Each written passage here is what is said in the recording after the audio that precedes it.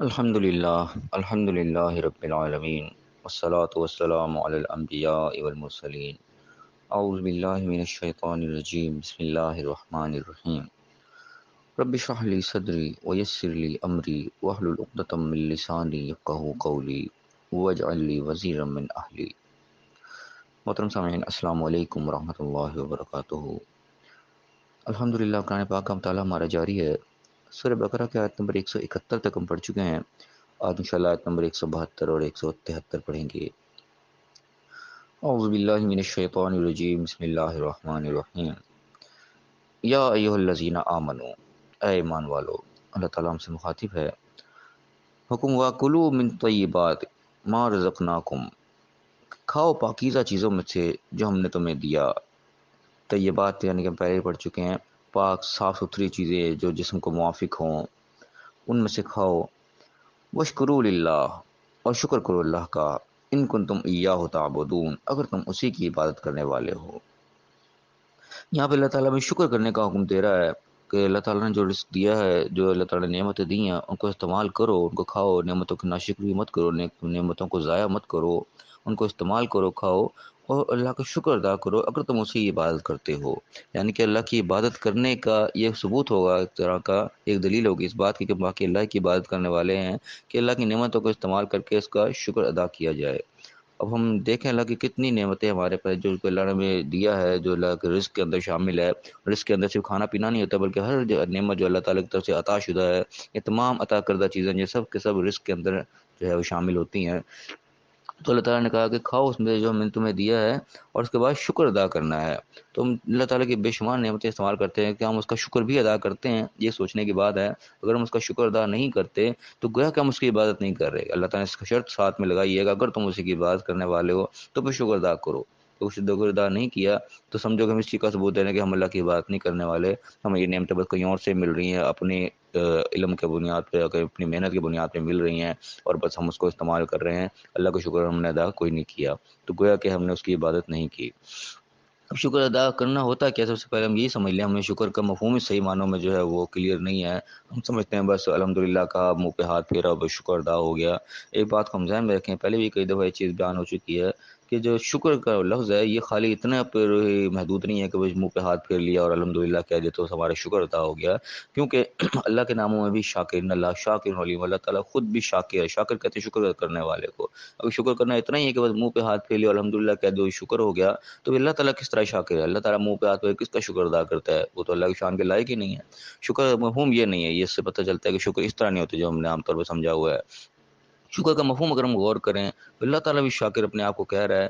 وہ اس طریقے سے میری جو سمجھ میں آئی یہ چیز، میں نے اپنے تحقیق سے جو کچھ بھی دیکھا ہے اس کے مطابق شکر ادا کرنا اصل میں ہے ایک طرح کا بدلے کا بدلہ دے دینا۔ ایسے کو اس سے کہتے ہیں نا پنجابی میں مثال کو جی کس طرح کہتے ہیں کہ آپ نے مجھے جی کہا تو بدلے میں بھی آپ کو جی کہوں، کیونکہ جو ضرورت آپ کی تھی وہ میں نے پوری کر دی ہے، جو میری ضرورت تھی، جو میری ڈیمانڈ آپ سے تھی وہ آپ نے پوری کر دی۔ اب اس کا حق ادا یہ ہوگا کہ جو آپ میرے سے ڈیمانڈ کریں میں آپ کی ڈیمانڈ کو پورا کروں۔ اگر میں نے اس کی ڈیمانڈ پورا کر دیا آپ کو برابر کی تو میں نے آپ کو شکر ادا کیا۔ اگر آپ نے میری ڈیمانڈ پوری کی تھی اور میں نے آپ کی ڈیمانڈ کو پورا نہیں کیا تو گویا میں نے آپ کو شکر ادا نہیں کیا۔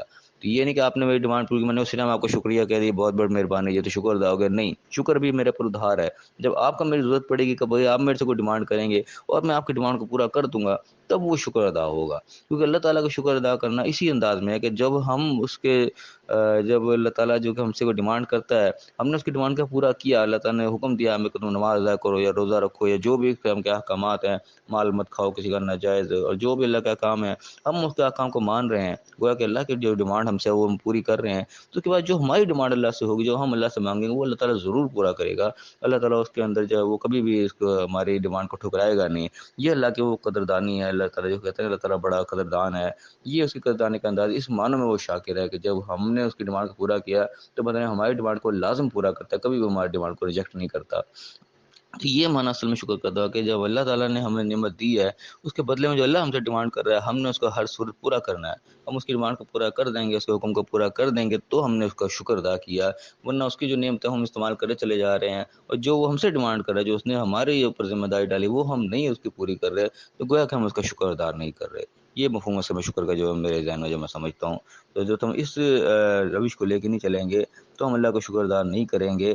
تو پھر گویا کہ ہم اس کی عبادت کر ہی نہیں رہے. تو وہ عبادت ہوگی اسی صورت میں جو اللہ نے ہم سے کہا ہے، جو حکم ہمیں دیا اس کو ہم پورا کیا تو ہم نے اس کی غلامی کی، اس کی عبادت کی. اگر اس کو ہم کو پورا کیا ہی نہیں تو پھر وہ ظاہر وہ شکر بھی ادا نہیں ہوا اور اس کی عبادت بھی پھر وہ نہیں ہوئی. تو عبادت کی شرط اللہ نے یہ رکھی کہ تم اس کی عبادت کرتے ہو تو پھر شکر ادا کرو، جو ڈیمانڈ اللہ تم سے کہہ رہا ہے وہ تم کرو، کیونکہ تم اللہ کی نعمتوں کو استعمال کر رہے ہو. تمہاری ڈیمانڈ تھی وہ اللہ نے پوری کی ہوئی ہے، تو بدلے میں لازم جو تم پر بھی ہے تو تم بھی اللہ کی ڈیمانڈ کو پورا کرو.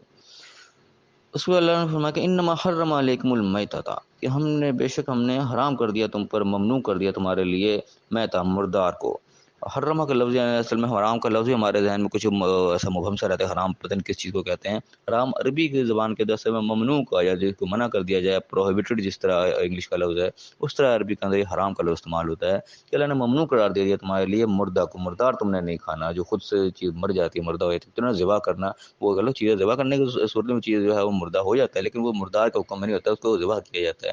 جو خود سے مر جاتا ہے اس کو یعنی کہ مردار کہا جاتا ہے، وہ اللہ کے طرف سے وہ حرام ہے، ممنوع ہے. اس کے بعد دم اور خون بھی، لحم الخنزیر، خنزیر کا گوشت، وما اہل به لغیر اللہ، اور جو کسی غیر اللہ کے سوا کسی اور کے نام پہ حلال ہو جائے، منسوخ ہو جائے گا. کہ اب یہاں پہ حلال اہل کا لفظ ہے. حلال بھی عربی میں دو قسم کے، ایک بڑی ہے سے حلال ہوتا ہے جس کو عام طور میں حلال اور حرام جس کو کہا جاتا ہے، وہ حلال بڑی ہے سے ہے. یہ چھوٹی ہے سے حلال ہے، اس کی چاند کے لیے بھی اس کو کہا جاتا ہے، چاند کے لیے بھی حلال کا لفظ استعمال ہوتا ہے.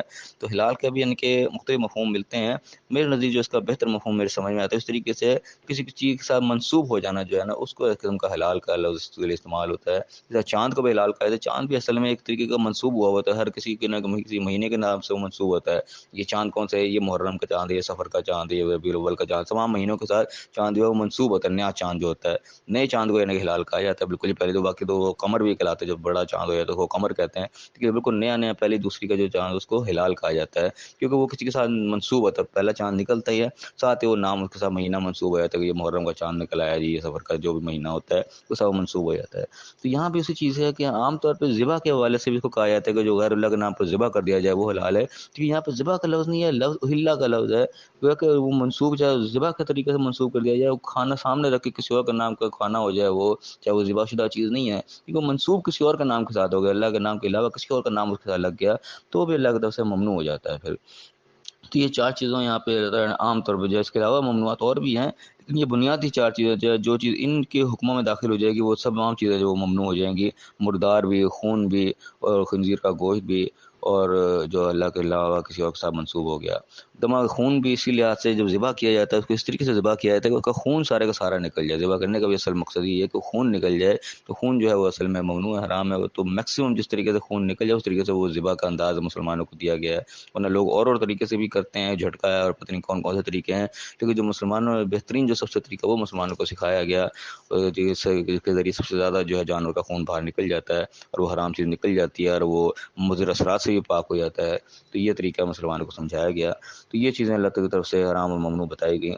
اس کے بعد ایک ایکسیپشن دے دی گئی، ایک جو ہے ایک مسئلہ بتا دیا گیا کہ فمن اضطر غیر باغ ولا عاد فلا اثم علیہ، جو کہ اضطرار کی کیفیت میں آ گیا، ایسی تکلیف کی کیفیت میں آ گیا تو لیکن وہ باغی نہیں ہے، بغاوت اس کے اندر نہیں ہے، اور ولا عاد حد سے بڑھ جانے والا نہیں ہے، فلا اثم علیہ، تو اس کے اوپر کچھ گناہ نہیں ہوگا. ان کے حرام چیز بھی جو اللہ نے گنوائی ہے یہ اس صورت میں انسان کے ایسا مجبور ہو گیا، اس کی جان پہ بنائی، زندگی موت کا مسئلہ بن گیا تو اللہ کی طرف سے اجازت ہے. یہ یعنی کہ اللہ کی ایک بہت بڑی مہربانی ہے، اسلام کا ایک حسن ہے کہ اسلام کے اندر اتنی سختی نہیں ہے. سختی بھی ہے لیکن جہاں انسان کی جان کا مسئلہ آ جائے وہاں پہ اللہ تعالیٰ جو ہے رعایت دیتا ہے. اس انسان کی جان کی سب سے زیادہ اللہ نے حفاظت کی ہے، اس کی سب سے زیادہ قیمتی رکھا ہے کہ جہاں جان پہ بنانے کی بات ہے وہاں پہ اللہ نے اجازت دی تھی کہ اتنا تمہیں اجازت ہے تمہیں کہ تم جان بچا سکو.